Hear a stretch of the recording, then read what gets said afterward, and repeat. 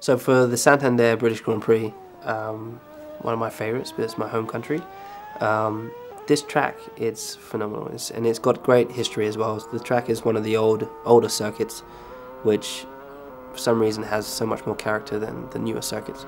But a lap round there, you're doing 180, 190 miles an hour down to the first corner, which is Copse, and going through there, you're doing, you downshift one gear, and you have a small lift and no brake at all.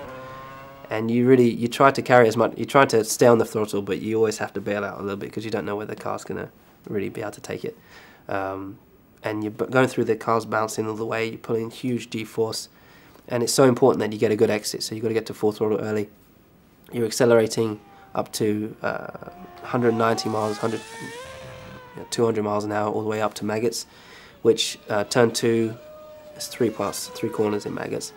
You go through turn 2, which is flat out. Turn 3 is flat out. Then you lift and downshift 1 for turn 4, and then you downshift another for turn 5, and then you accelerate down, hanger straight, down towards Stowe. But just on Maggots, it's unbelievable. It's because you don't brake, you're just pulling huge G-force at high speed. The car is wanting to step out all the time, and so it's probably the most exciting part of the track. But you've got to make sure you always get the turning points right, otherwise at that high speed you get bad exits everywhere. So down to Stowe, and you're approaching this corner. You can see all the crowd on the left side here, all waving the flags, and you're braking in there. You're down. You don't brake too heavily there, but you downshift 2 gears down to 5th, and you have a big lift, and the car feels like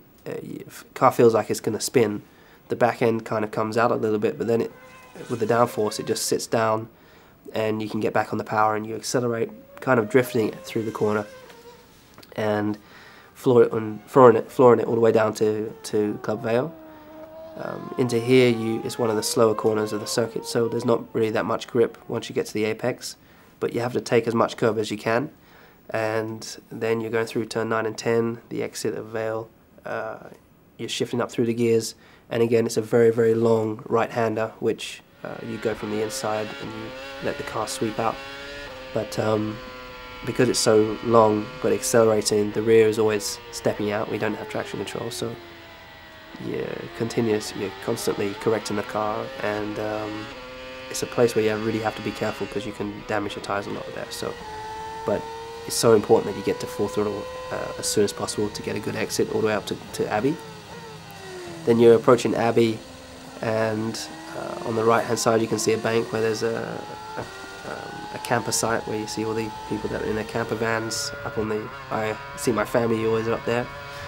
And as you go through Abbey, it's a great chicane, downshift to 3rd gear, and you've got to take a lot of there's hardly any grip there. I think it's blocked out by bridge, literally bridge. There's not really much downforce there, and you're sliding through the first apex of the chicane.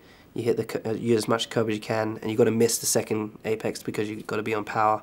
If you hit that, then you get an oversteer moment. But every time I went through there last year, I could see the crowd jumping up and give me applaud because other people were spinning. So then you're accelerating down through Bridge, which is a very historic part of this, a special part of the circuit.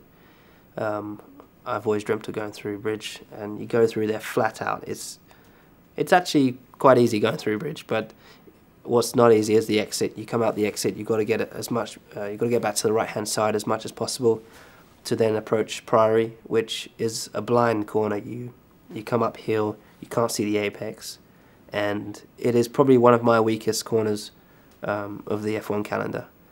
I struggle really I struggle to do it for some reason. I don't know if it's my line. It's something I'm going to improve on, but I can still win. But I'm just saying I could be much quicker there. But it's a corner, you come down 2 gears and you come in and you can't see the curbs, but it's a very easy circuit to spin and to end up in the gravel.